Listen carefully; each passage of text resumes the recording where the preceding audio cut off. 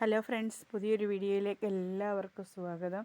എനിക്കതിന്നൊരു ശകലം പോലും വയ്യ. ഞാനൊന്നും ചെയ്തിട്ടില്ല, മുറ്റമൊന്നും തൂത്ത് വാരിയിട്ടില്ല. സമയമൊക്കെ ഒത്തിരിയായി. പക്ഷേ എനിക്ക് വയ്യ എന്നങ്ങ് എങ്ങനെയൊക്കെയോ ഒരു സാമ്പാറുണ്ടാക്കി, പിന്നെ ഒരു ചപ്പാത്തി ഉണ്ടാക്കി അച്ചാച്ചനും അജിമോനും കൊടുത്ത് ഞാനും കഴിച്ചു. പിന്നെ എന്നിട്ടിങ്ങനെ നിൽക്കുക. പിന്നെ ഇന്നലെ നല്ല മഴയായിരുന്നു. അപ്പോൾ ഇന്നലെ മഴയ്ക്കോട് ഞാൻ നിന്നോട് തുണിയൊക്കെ അങ്ങ് കഴുകിയിട്ട് പിന്നെ അപ്പോൾ അതുകൊണ്ട് ഇന്ന് തുണികളൊന്നും കഴുകാനില്ല. ഭയങ്കര മഴയായിരുന്നല്ലോ ഇന്നലെ. അപ്പം അജിമോനാണെങ്കിൽ താഴോട്ട് ഇറങ്ങിപ്പോയേക്കും. അച്ചാച്ചനും താഴോട്ട് പോയെന്ന് പറഞ്ഞ് അച്ചാച്ചനോട് പറഞ്ഞതാണ്, ഒട്ടുവള്ളിയൊന്നും വലിക്കരുതെന്ന്. അച്ചാച്ചന് പ്രായമായതുകൊണ്ടേ അച്ചാച്ചനോട് പറഞ്ഞു കഴിഞ്ഞാലും അച്ചാച്ചൻ നമ്മൾ കിടന്ന് അലയ്ക്കാവുന്നേ ഉള്ളൂ. അച്ചാച്ചന് കേൾക്കത്തില്ല. എത്ര കിടന്ന് അലച്ചാലും ഈ നാട്ടിലുള്ള മൊത്തം മനുഷ്യരും കേൾക്കും, പക്ഷേ അച്ചാച്ചൻ കേൾക്കത്തില്ല. അപ്പോൾ അച്ചാച്ചനാണെങ്കിൽ പിന്നെ ഇറങ്ങിപ്പോയി.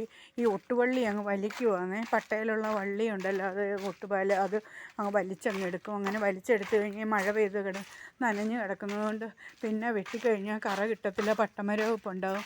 അച്ചാച്ചനോട് അജു പറഞ്ഞ് അച്ചാച്ച അങ്ങനെ ചെയ്യല്ലേ എന്നെല്ലാം പറഞ്ഞിട്ടും അച്ചാച്ചൻ പിന്നെയും അതുപോലെ തന്നെ ചെയ്യും. ഇവിടെയൊക്കെ കണ്ടോ, ഇത് തൂത്തൊന്നും വാരിയില്ല. അതാണ്ട് കയറി വരുന്നു രണ്ടുപേരും കൂടെ. ഈ ഓർക്കാപ്പുറത്തെ അതാണ്ട് വരുന്നു, അതാണ്ട് രണ്ടുപേരും കൂടെ വരുന്നു. വിളിച്ചുകൊണ്ട് വരുമോ, ഒട്ടുവള്ളി വലിക്കുന്നിടത്തുനിന്ന് വിളിച്ചുകൊണ്ട് വരുമോ.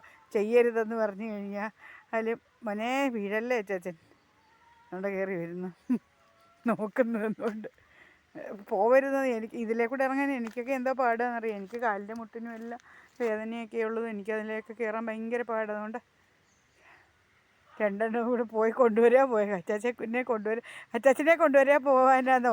അടിച്ച് കൊച്ചുങ്ങളെ കൊണ്ടുവരുന്ന പോലെ അടിച്ചുകൊണ്ട് വരുവാന്നോ അജു?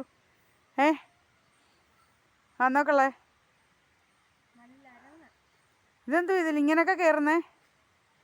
വല്ല ആവശ്യമുണ്ടോ? കണ്ടോ ഓരോരോ വേരെ പിടിച്ച് കയറുക. വേരെങ്ങാനും പൊട്ടിപ്പോയാൽ താഴെ കുഴിക്കകത്ത് ഉച്ചയും കുത്തിപ്പോയി വീഴും.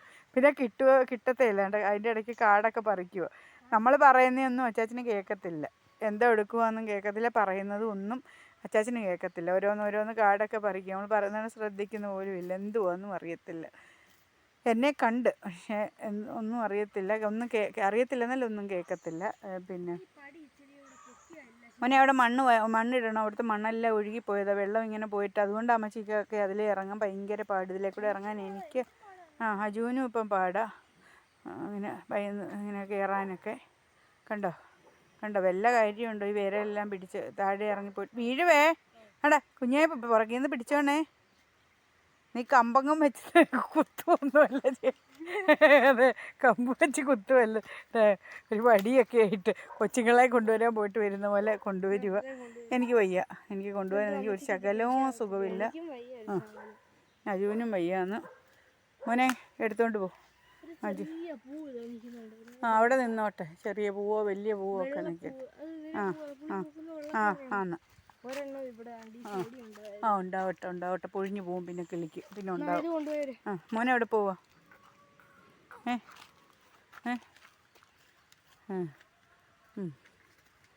എവിടെ പോവാടാ? മേളയ്യത്തോ? എല്ലായിടത്തും കാപ്പിയേരിയൊക്കെ ഉണ്ടായോ? കാപ്പിക്കുരു.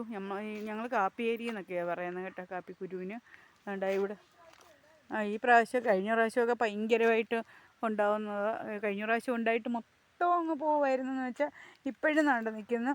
നമുക്ക് പറിക്കാനൊന്നും എനിക്ക് വയ്യായിരുന്നു. പിന്നെ അജു ആയിരുന്നു പറിച്ച്. അച്ചാച്ചനെ എല്ലാ പ്രാവശ്യം കണ്ടോ ഉണങ്ങിയത് ഇപ്പോഴും അതേ നിൽപ്പുണ്ട്, ഇതിലെല്ലാം നിൽപ്പുണ്ട്. പക്ഷെ അതൊന്നും പിന്നെ കൊള്ളത്തില്ല. അതിനൊരു സമയമുണ്ട്. ആ സമയത്ത് അത് പറിച്ചില്ലെങ്കിൽ പിന്നെ അതൊന്നും ഉപയോഗിക്കാൻ നല്ല കൊള്ളത്തില്ലായിരിക്കും, പന്നലായിരിക്കും. പിന്നെ അവിടെ എല്ലാം ഉണങ്ങിയത്, കഴിഞ്ഞ പ്രാവശ്യത്തെ ഉണങ്ങിയത് നിൽപ്പുണ്ട്. അതെല്ലാം നമുക്ക് ഇച്ചിരി കൂടുതൽ കാപ്പി മരങ്ങളുണ്ട് കേട്ടോ. നമുക്ക് പിന്നെ വിൽക്കാനും കിട്ടും. അത് പറിച്ചെടുക്കുവാണെങ്കിൽ ഈ കഴിഞ്ഞ പ്രാവശ്യം ഒരു 25 കിലോയ്ക്കെങ്കിലും കാണുമായിരുന്നതിനെ. പക്ഷേ നമുക്ക് അതിനൊന്നും പറ്റിയില്ല. പിന്നെ എനിക്ക് നിങ്ങളോട് ഒരു കാര്യം പറയാനുള്ളതെന്ന് പറഞ്ഞു കഴിഞ്ഞാൽ, നിങ്ങളെല്ലാവരും എൻ്റെ വീഡിയോ കാണുമ്പോൾ അതിനകത്ത് നിങ്ങളെല്ലാവരും അങ്ങോട്ടും ഇങ്ങോട്ടും അയക്കുന്ന കമൻറ്റുകൾ, ഞാനാണ് എനിക്ക് ഏറ്റവും കൂടുതൽ ഇഷ്ടം കമൻറ്റ് വായിക്കാനാണ്. നിങ്ങളെല്ലാവരും വായിക്കുമായിരിക്കുമെന്ന് വിചാരിക്കുന്നു. അപ്പോൾ അതിൽ നമ്മുടെ പിന്നെ ആൻറ്റമാനിയിൽ നിന്ന് വിളിച്ച് എനിക്ക് മെസ്സേജൊക്കെ അയക്കുന്ന പിന്നെ ഒരു റോസമ്മാമയുണ്ട്. പിന്നെ കൊല്ലം ജില്ലയിലാണ് റോസമ്മാമയുടെ വീടെന്ന്. പിന്നെ കൊല്ലം ജില്ലയിലാണെന്ന് പിന്നെ റോസമ്മാമ പറഞ്ഞു. പിന്നെ ആണെങ്കിൽ പിന്നെ റോസമ്മാമ പിന്നെ നിങ്ങൾ എല്ലാവരും റോസമ്മാമയ്ക്ക് വേണ്ടി പ്രാർത്ഥിക്കണം. ആ കമൻ്റ് എല്ലാവരും എടുത്തൊന്ന് വായിച്ച് നോക്കണം. എന്നിട്ട് നമുക്ക് എല്ലാവർക്കും ഒന്നിച്ച് റോസമ്മാമയ്ക്ക് വേണ്ടി പ്രാർത്ഥിക്കണം. നമ്മളെ കൊണ്ട് ചെയ്യാൻ പറ്റുന്നത് എല്ലാവർക്കും വേണ്ടി പ്രാർത്ഥിക്കുക എന്നുള്ളത്. എനിക്ക് അതേ പറ്റത്തുള്ളൂ. പ്രാർത്ഥിക്കാനുള്ള ഇതേ എനിക്കുള്ളൂ. അല്ലാതെ എനിക്ക് പിന്നെ മറ്റു മാർഗ്ഗങ്ങളൊന്നും എനിക്കില്ല. ഞാൻ എല്ലാത്തിനും ഞാൻ കരയുകയും പ്രാർത്ഥിക്കുകയോ ചെയ്യാറുള്ളത്. എല്ലാവരും പ്രാർത്ഥിക്കണം. പിന്നെ റോസമ്മാമയുടെ കാര്യങ്ങളൊക്കെ ആ മെസ്സേജിൽ കൂടെ റോസമ്മാമ പറഞ്ഞിട്ടുണ്ട്. എല്ലാവരും അതെടുത്ത് വായിച്ചിട്ട് റോസമ്മാമയ്ക്ക് ആശ്വാസമായിട്ട് നിങ്ങളെല്ലാവരും പിന്നെ ഒരു കമൻറ്റുകൾ അയക്കണം. റോസമ്മാമയ്ക്ക് മനസ്സിന് അതൊരു സന്തോഷമായിരിക്കും. ദൂരെ താമസിക്കുന്ന റോസമ്മാമയ്ക്ക് ബന്ധുക്കളായിട്ട് നമ്മളൊക്കെ മാത്രമേ ഉള്ളൂ. റോസമ്മാമ പറയുന്ന കാര്യങ്ങളെല്ലാം നമ്മളതെടുത്ത് കേട്ട് കഴിയുമ്പോഴത്തേനും അതെടുത്ത് വായിച്ച് കഴിയുമ്പോൾ നമ്മളോട് റോസമ്മാമയുടെ മുഖം നമുക്കറിയത്തില്ലെങ്കിലും നമ്മുടെ മനസ്സിലൊരു രൂപം ഒരു രൂപമുണ്ട്. ആ രൂപത്തിൽ നമ്മൾ പിന്നെ ഒരു മുഖം നമ്മൾ മനസ്സിലോർത്തിട്ട് റോസമ്മാമയ്ക്ക് വേണ്ടിയിട്ട് പിന്നെ പ്രാർത്ഥിക്കുകയും അതിനുള്ള മെസ്സേജുകൾ അയക്കുകയൊക്കെ ചെയ്യണം. അപ്പോൾ റോസമ്മാമ അത് വായിച്ച് കഴിയുമ്പോഴത്തേക്ക് അജു അവിടെ വന്ന് കയ്യും കാലും ഒക്കെ കാണിക്കുന്നു. റോസമ്മാമ അത് വായിച്ച് കഴിയുമ്പോഴത്തേക്ക് റോസമ്മാമയ്ക്ക് സന്തോഷമാവും. ഞാൻ എൻ്റെ മനസ്സിനകത്ത് റോസമ്മാമയുടെ മുഖം കാണുന്നതെന്ന് പറഞ്ഞു കഴിഞ്ഞാൽ എൻ്റെ അജുമോൻ്റെ ലില്ലിക്കുട്ടി ടീച്ചറുണ്ട്. അജുമോനെ അക്ഷരം പഠിപ്പിച്ച ടീച്ചറാണ് നമ്മുടെ ഇവിടെ അടുത്തുള്ള ലില്ലിക്കുട്ടി ടീച്ചർ. എനിക്ക് ഒരുപാട് പ്രയാസം 2013 എനിക്ക് പ്രയാസത്തിൻ്റെ അങ്ങേ അറ്റത്തെ പ്രയാസമായിരുന്നു.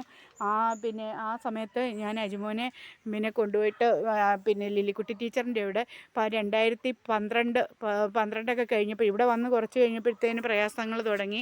അപ്പോൾ 2012 പകുതിയൊക്കെ ആയപ്പോഴത്തേക്ക് അജുമോൻ അവിടെ അന്ന് പഠിച്ചുകൊണ്ടിരിക്കുക. അവിടെ കൊണ്ടുവന്ന കുഞ്ഞിനെ ഞാൻ അക്ഷരം പഠിപ്പിക്കാൻ വിട്ടു.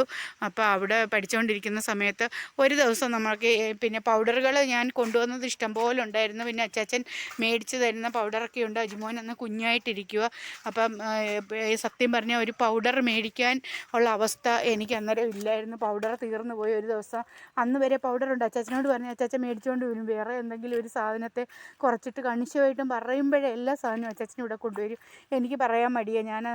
ഞാൻ വിചാരിക്കും വേണ്ട, എനിക്ക് വിഷമം കൊണ്ട് വയ്യ. അപ്പം അച്ചാച്ചനാണെങ്കിൽ അച്ചാച്ചനോട് ഞാൻ പറഞ്ഞില്ല. ഞാൻ അജുമോനെ കൊണ്ടുവന്ന് അവിടെ വിട്ടപ്പോൾ ഞാൻ ലില്ലിക്കുട്ടി ടീച്ചറിനോട് പറഞ്ഞു, എൻ്റെ ടീച്ചറെ ഇന്ന് അജുമോന് പൗഡർ ഇല്ലായിരുന്നു. ഭയങ്കര എനിക്ക് കടത്തിന് അങ്ങേറ്റത്തെ കടം. അന്നേരം എന്നോട് പറഞ്ഞു, മോളെ നീ പ്രാർത്ഥിക്ക്, കുഴപ്പമൊന്നും വരത്തില്ല. എപ്പോഴും ടീച്ചർ എന്നോട് പറയും, ലേഖ രാത്രി കിടക്കാൻ നേരത്ത് മോള് ഇപ്പോഴും ടീച്ചർ ഞാനും കൂടെ ആ സ്നേഹം ഞങ്ങൾ കാത്തു സൂക്ഷിക്കുന്നു. ലില്ലിക്കുട്ടി ടീച്ചറിൻ്റെ മോൻ്റെ കല്യാണം എല്ലായിടത്തും ഒന്നും പറഞ്ഞില്ല. ആ ബന്ധുക്കളോടും അവരുടെ പള്ളിയിലുള്ളവരോടൊക്കെ മാത്രമേ പറഞ്ഞിട്ടുള്ളൂ. പക്ഷേ എന്നോടും എൻ്റെ അച്ചാച്ചനോടും അജുമോനോടും ഇവിടെ വന്ന് ടീച്ചർ എനിക്കന്ന് ഭയങ്കര സന്തോഷമായിരുന്നു. ഞങ്ങൾ കല്യാണത്തിന് പോവുകയും ചെയ്തു. ആ ടീച്ചറിൻ്റെ ഒരു മുഖമാണ് എനിക്ക് റോസമ്മാമയിൽ ഞാൻ കാണുന്നത്. എല്ലാവരും റോസമ്മാമയ്ക്ക് വേണ്ടി പ്രാർത്ഥിക്കണം. പിന്നെ എനിക്ക് ലില്ലിക്കുട്ടി ടീച്ചർ അന്നൊരു പൗഡർ തന്നു. എൻ്റെ ജീവിതത്തിൽ ഒരിക്കലും ആദ്യമായിട്ട് എനിക്ക് കിട്ടിയ സ്നേഹസമ്മാനം അത്.